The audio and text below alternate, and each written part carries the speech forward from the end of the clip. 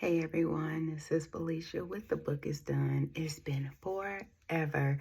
It seems that I do like one review a month, or like on the same day I just review all of the videos that I've read the books that I have read for that entire month. I'm trying to do better.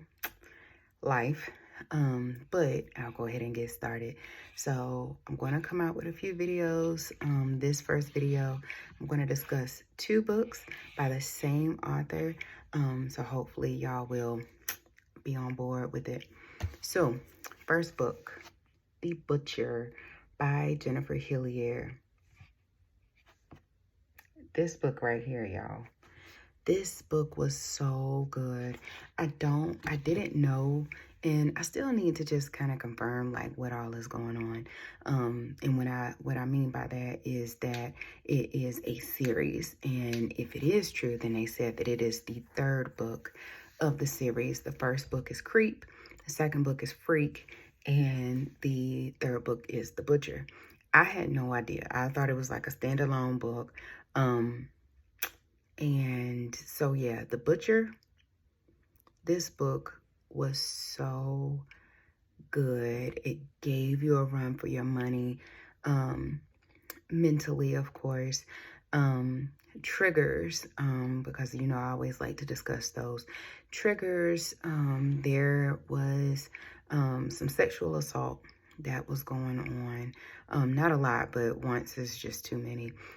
So it was, oh no, I told a story. It's a lot of sexual assault. The serial killer sexually assaults their victims, or the individuals before they become victims. So that is a trigger. There is mention of rape in here, and there is a mention of gambling. Or gambling out of control, like an obsessive gambling type feel. But in all things, this book was really, really good. There was, of course, it's in this town in Seattle. I feel like all of Jennifer Hillier's books are based in like the Seattle, Washington area, if you will. But if so, that's cool. If not, that's cool too. But that's where a lot of them, I think this is the third or fourth book that I've read of hers, and it was like in that area, within the Seattle, Washington area. So this book is talking about a man, older man now, who was the former chief of police for the Seattle Police Department. His name was Edward Shank, and they were saying how he had the book starts off in confronting the man who was this serial killer called the Beacon Hill Butcher, and they killed him. And so they were like, oh, you know, it's over and things of that nature. But then that was like the end of it, of the first part of the book. And then it's like, that was 30 years prior. Then it goes to the like modern day. And it also shows Matthew Shank walking throughout his house. He's leaving his house to go to a nursing facility. He's not sick or anything, or it doesn't mean that you have to be sick to go to a nursing facility, but it's just solely him and his grandson, whose name is Matt. And he gives his son, or not his son, excuse me, his grandson, his grandson Matt inherits the house. And so he's just walking through the house, and he makes mention of this piano that his wife, Lola, that's what Matt used to call her, but his Lola, that had passed away a few months before. And Matt appears, and then it goes on with the story. So Matt is like this super amazing chef. He has food trucks, I think like at least 2 or 3 food trucks all throughout Seattle. And he has this restaurant, and there is this television network that is like equal to the Food Network, but it's called the Fresh Network, and they want him to have his own TV show. So he is friends with a guy named Jason, who was an ex-NFL quarterback for the Seattle Seahawks. Go figure. and he is friends with Sam or Samantha. Jason and Samantha were friends first. They had been friends since grade school, and then Jason had introduced Samantha to Matt because Jason and Matt went to undergrad together. And so that's how all three of them know each other. But like Sam and Jason, otherwise Jace, are lifelong friends. And so Matthew did not know who his dad was, but his mom, he was always told, he was raised by his grandparents and was told that his mother had died of a drug overdose. And so Matt just simply has his grandfather. Samantha never knew who her dad was, or they wouldn't like talk about who the dad was. But, wow, I just had a aha moment, later. About the book. So Samantha didn't know who her father was, but her mother, she believes, was killed by the Beacon Hill butcher. So, but they were saying that that couldn't be true because she was murdered. She was murdered 2 years after the butcher, the Beacon Hill butcher, was killed by police, aka Edward Shank and his whole team. So it goes throughout the story. Although Matt is very successful, I believe he's like 28. None of them are like in their 30s yet. Jason may be like a little over, I think he may be like right at 30, 32. And Samantha is like 28. Matt is a super successful chef. Samantha, I want to say she was a journalist. I can't remember what her 9 to 5 was, if you will, but she quit her full-time job to write true crime novels, and she came out with one, and the book that she is working on is called, I want to say it's called Butcherville. I can't remember it, but so she does like all of this investigation and research, and she was in talks with Edward Shank. Of course, Edward Shank is retired, was a police chief, but like she kept going to him for different advice and things of that nature on trying to obtain more information. So Matt has an anger problem. He has like a real big anger problem.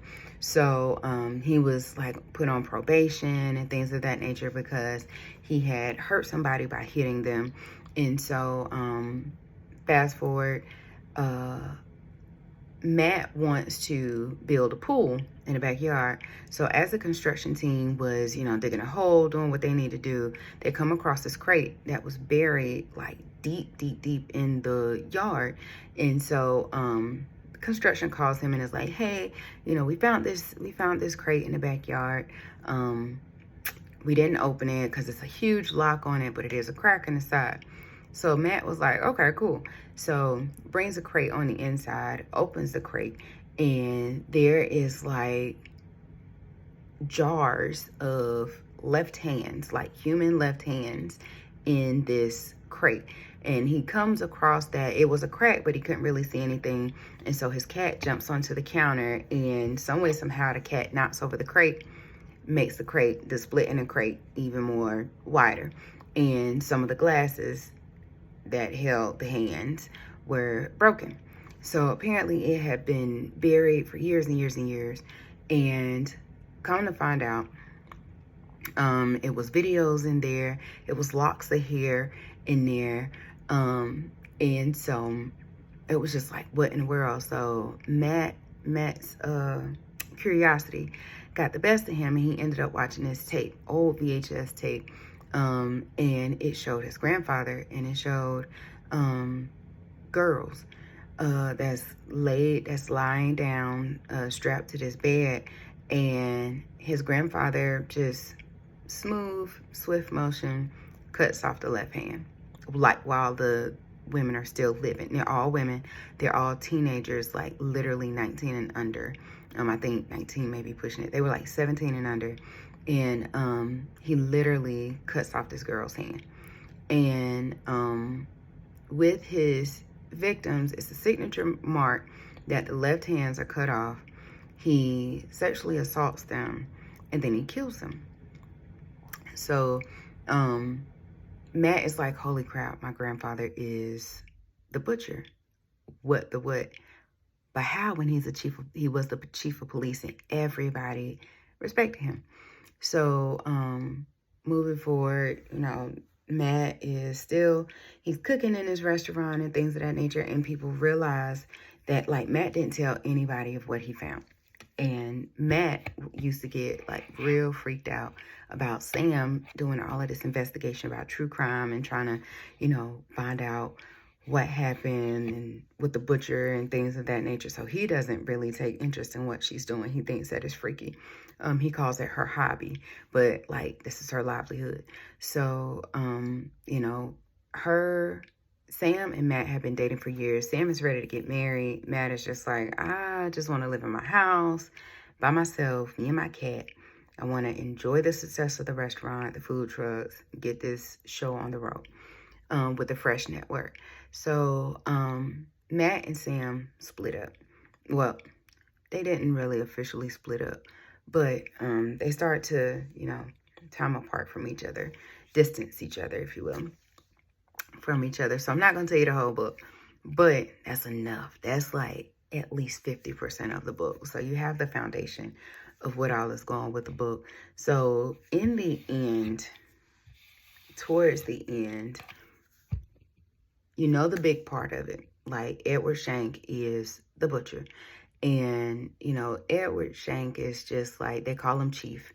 And so he comes into his old house while Matthew is there. And he was like, why don't you just get it out? And he was like, why did you kill them? And so, like, Chief knows, that grandson knows that he is the butcher. And so, Matt keeps it to himself. He's all like just on edge and stressed out. So, if you want more, you got to read the book. Just got to read the book. But when I tell you the ending, the next book that I'm getting ready to review is Little Secrets by Jennifer Hillier. I read that one before The Butcher, but I believe that out of the 4 that I have read Wonderland, Jar of Hearts, Little Secrets, and The Butcher. When I tell you, The Butcher just very well may be my new favorite. I do have Creep. I'm going to start Creep tonight, and I'm going to start Things Left in the Dark, or Something in the Dark. I just got that book yesterday. The only book that I do not have is Freak, and she has one. No, Things Left in the Dark. Whatever the Things book is, she just came out with that next year, so I can't remember if she has one that's getting ready to be released or not. But in all things, The Butcher, I truly believe the ending was so good. It was so, so good. It just, you have to check it out. So in all things, this, The Butcher, Jennifer Hillier, amazing. You have to go get it. Have to go get it. So I would say that the book is done with this one. Go check it out. If you can, get Creep and see if you can read that first. I have to go back and read Creep. Then I have to find Freak, because Freak is just like super hard to find. It's not hard to find. It's only like $30 for a paperback. Like, I don't even think it's in production anymore. So I actually reached out to Jennifer Hillier earlier today and was just like, hey, are you gonna, come out with a new mass market paperback book, like with the new cover and all of that? Because she just did that for Wonderland earlier this year, I believe. And so hopefully, that'll put a little bug in her ear if she hasn't done it already, and do that for Freak, so I can just get the book with the rest of them. But in all things, this is Felicia with The Book is Done. I'm going to split up the 2 videos with Little Secrets because I went a little over. But at the same point in time, this is Felicia with The Book is Done. What's next? Little Secrets.